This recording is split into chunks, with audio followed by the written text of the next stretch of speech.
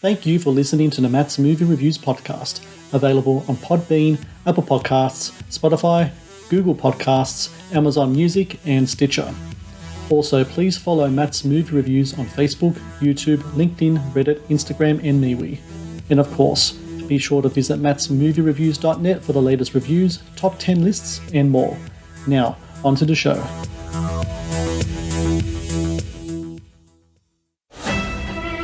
Will I be brave like you one day? Remember when I told you to shoot the deer and you said no? That's being brave. How's it coming along? It'll be finished by the time she's 16.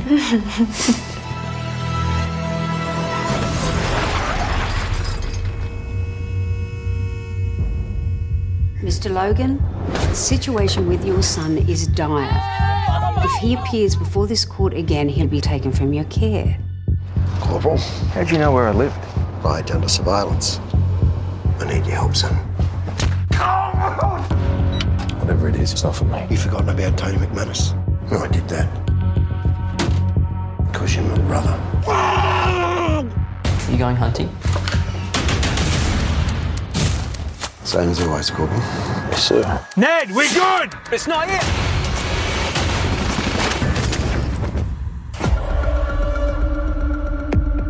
You're a soldier.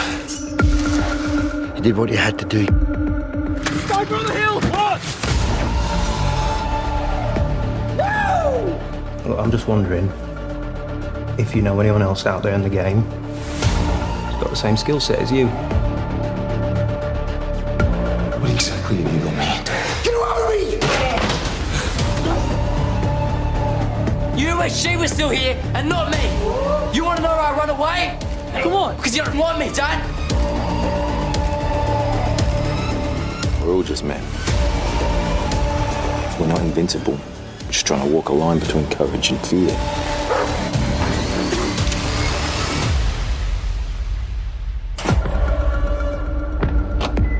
Don't test me. It stops now.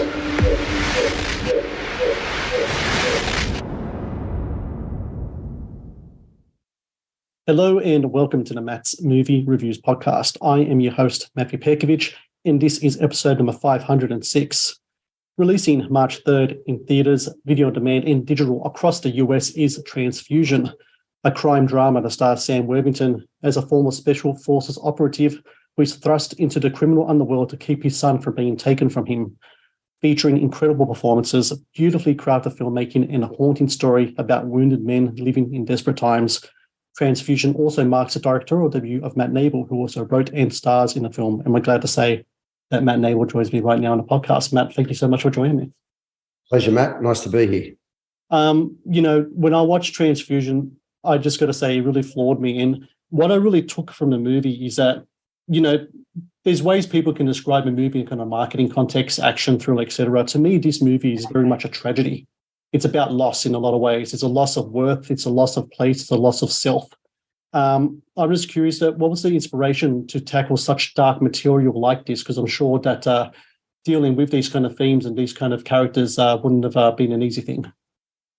No, look, and you're right, Matt. It's, I'd always written the film and we executed it as a drama, but there are some high-stake moments in this that lend themselves into that genre of film, but it's a relationship drama, really. Look, I had written some films that I didn't direct, and although they were executed really, really well, tonally, they probably didn't land where I envisaged as a writer. And so the next thing I wrote, I decided I'd try and direct myself. And to that end, what I needed to do was write about things that I knew. And what I know is really well is being a father. And I grew up as an army kid, so I was in and around, army barracks until I was 15 years of age. My father was a soldier, so I was in and around those types of men. So I was, bore witness to the trauma and the behaviours that were, manifest because of, loss of identity, emasculation, PTSD, and the things that I'd seen or endured. So it was a personal type of impetus for me to, if I was going to direct something, then I needed to, navigate a landscape that I knew really, really intimately and knew well, and felt confident in trying to exact the tone of what I was writing. Something that really struck me when I was watching the film was the symbology or the theme of wounds in the movie. There's wounds throughout the film, both external and internal. It actually starts off, funny enough, with a wound. Sam Worthington's character's Ryan is shot just above the heart. I'm not giving away any spoilers there to anyone who happens in the first 5 minutes is still in the film. But it's really interesting to me how a lot of these characters kind of like their external wounds almost kind of like a manifestation of what's happening on the inside as well. Or is that something that comes about in the script, or is that something that comes about more in kind of like the director brain kind of side of thing to this film? No, it was always written in there, mate, like, and obviously with, young Edward who plays the son, his Scar, my character, his Scar. There are ways that, not that you can manipulate, but you can certainly mirror, an external type of aesthetic that mirrors what's going on inside. And I think that much more was a subconscious type of thing that evolved while writing than a conscious decision. But when you writing flawed characters, or you're considering flawed characters, then I think there's an element or a situation that comes about that you, like I said, you give them something externally that mirrors what sort of trauma and pain might be going on inside. The Matt's Movie Reviews podcast is brought to you by TeePublic. TeePublic is the world's largest marketplace for independent creators to sell their work on the highest quality merchandise. With over 1.2 million designs, TeePublic is sure to have something you'll love. The Matt's Movie Reviews podcast is brought to you by Amazon. The world's leading online store, Amazon is your first stop to buy a wide range of products at competitive prices with fast delivery times. Amazon is also a world-class entertainment hub that includes Prime Video, Audible, Twitch, Amazon Music, and more. Sign up with Amazon today and experience the best in online shopping and entertainment. Please support Matt's Movie Reviews on Patreon. Get access to exclusive content, request movie reviews and top 10 lists, and help support my work. Please click on the Patreon link in the description below. When it comes to that trauma and pain, these characters are dealing with really kind of severe PTSD. They're both servicemen. Your character, Sam's character, both served in the Iraqi war. And those kind of themes are really kind of prevalent throughout the film. And it's really interesting right now in Australia, as you know, there is the Royal Commission into Veteran Suicide. And there was a report that came out, it was like a week or 2 weeks ago, talking about how a lot of times, not a lot of times, I don't want to put the whole thing on everyone that's served, but there is a substantial amount of veterans that, due to maybe their PTSD or to other factors, that they are overrepresented in kind of like criminal activity in jail time as well. And I think this is something that comes up quite a bit in this movie. There's kind of like that connection between the two. Is that something that you were aware of before writing, or is that something you kind of come across when you're doing research for the film? There's a bit of both, I knew guys that are, involved in things that aren't above board that come from that background. But,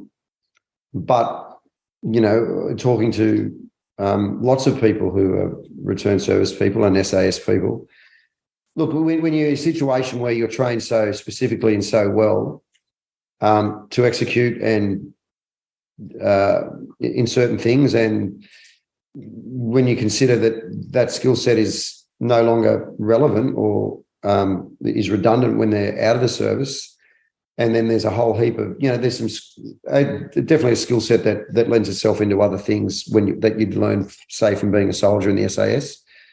But the main set of skills that you're asked to use that set you apart from other people in society are no longer required. Now, if you get a guy, someone who comes out of that situation and they move into an area where they feel, one, that they don't belong, or they're emasculated, or they're all of a sudden a subordinate, where they can't attach or see through to a part of their persona or the identity that they have given themselves or that they've manifested because of who they are and what they do, then there will be a desire at some point to use that skill set that allows them to, again, lump on that armor and that persona of who they are. And so there's not a great deal of them, but there are certainly guys that come out of that they might end up in security and doing something private that way where that skill set is utilised. And the other way is that some guys end up on the other side of the law because their skill set is relevant and it's required. And so, with my character, that's what happens. I want to talk about the performances in the film, both Sam's and in your performance as well, are just incredibly powerful, just really blew my mind just how great this performance as well. I think this is Sam's best performance that he's put on film. I really do believe that. And I think Matt as well is one of the best performances you've done as well. I think it's up there what you've done with 1% and those films as well, or Outlaws as the people in the US will know it as. And I think what's really impressive about it is the kind of like the way that both of you and Sam can really do these really kind of intense moments, but then there's moments of this fragility as well, kind of like a breakdown of kind of like the outer shell that these characters have and the kind of like the outpouring of this emotion.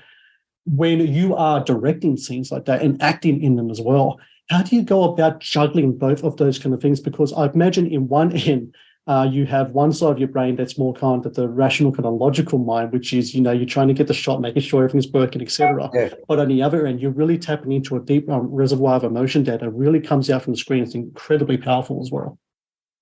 Yeah, look, I think that, experience has a lot to with Able being with allowing you the ability to disassociate yourself from one and the other. So, when I'm not on camera, then, you're really in.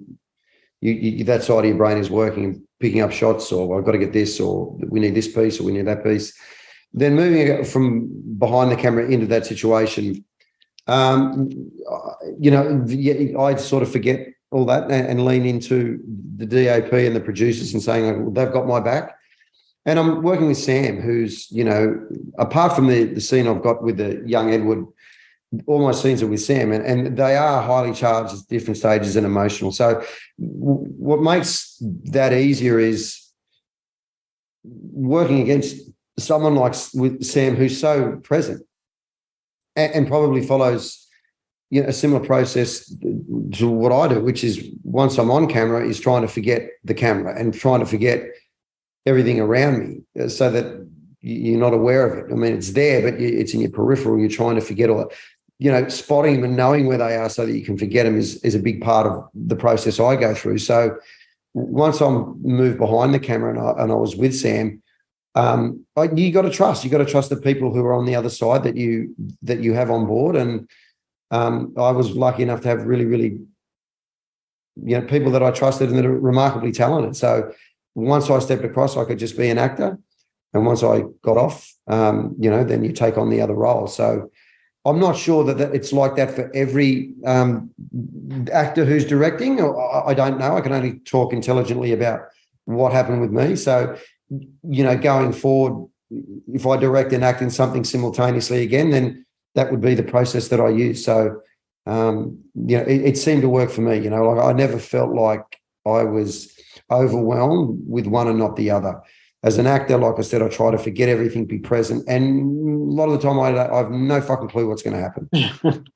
I really don't. So, if you've got an actor like Sam who's with you and is listening and you're really listening to each other, then I don't know, and I wrote it, so I wasn't tied to the words. You can, as long as you're telling the same story, mate, say whatever you like, So there was an enormous amount of freedom, mate, that I felt, and security.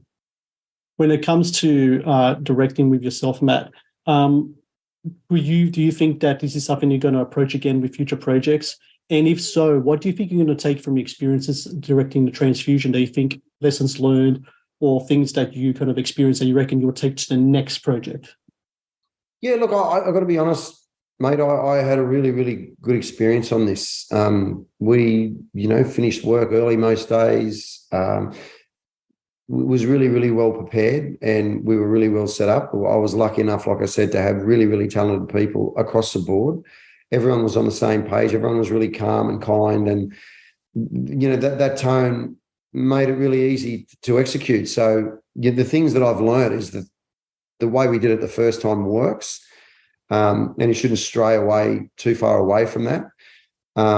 As far as acting is concerned, yeah, I mean, act and direct again. I don't think I'd ever put myself in a situation, mate, where, you're the standout lead. I think that for me would be a little hard to manage. And I'm not that type of actor either, like I'm sort of the guy who comes in at my age that I can have a showy role, but it's not on my shoulders. You know what I mean? Like I've been a lead lots of times, but the older you get, you sort of move into this character side of the work. So I'd certainly act in something I direct again. I just don't know how big the part would be or to what degree. I think the next bite that I take as a director, the production itself would get bigger. And then for me, it would make sense to sort of take a step back from the acting side of it, or put myself in a role where it's not, that time intensive, I think is the right way to put it. Some guys can do it, and they do it really, really well. I'm really good mates with a couple of guys. Joel Edgerton is really, really adept at doing both, and writing himself big roles that he's still directing in. Russell can do it really, really well. So there are people that are really good at it. Mel Gibson in Braveheart. I mean, he's in almost every scene. So I just think it's just a bit of a makeup of how you internalise one apart from the other, and what's required for both of them. Well, I've got to say, Matt, it's just been it's a phenomenal movie. It really is. I just want to say congratulations to you, and for everyone out there listening. If you're in the US, March 3. Theaters, video demand, and digital. I do recommend everyone check this out in the theaters because the sound effects in this movie is great. The score by Luke Altman as well is fantastic. This really kind of haunting score throughout the movie. The performances are fantastic. This is a kind of film to me, Matt, that really harkens back to those kind of gritty 1970s character-driven kind of films. Those films of Sidney Lumet, early Scorsese, those kind of things. I think you did a phenomenal job here. Congratulations to you. Hope we can talk again in the future. It's been an absolute pleasure. Thanks, Matty. Good on you, mate. Lovely to meet you. Thank you for watching the Matt's Movie Reviews channel. Please subscribe for more reviews, podcast interviews, and exclusive content. Also, if you would like to request a review and support my work, please join my Patreon via the link in the description below.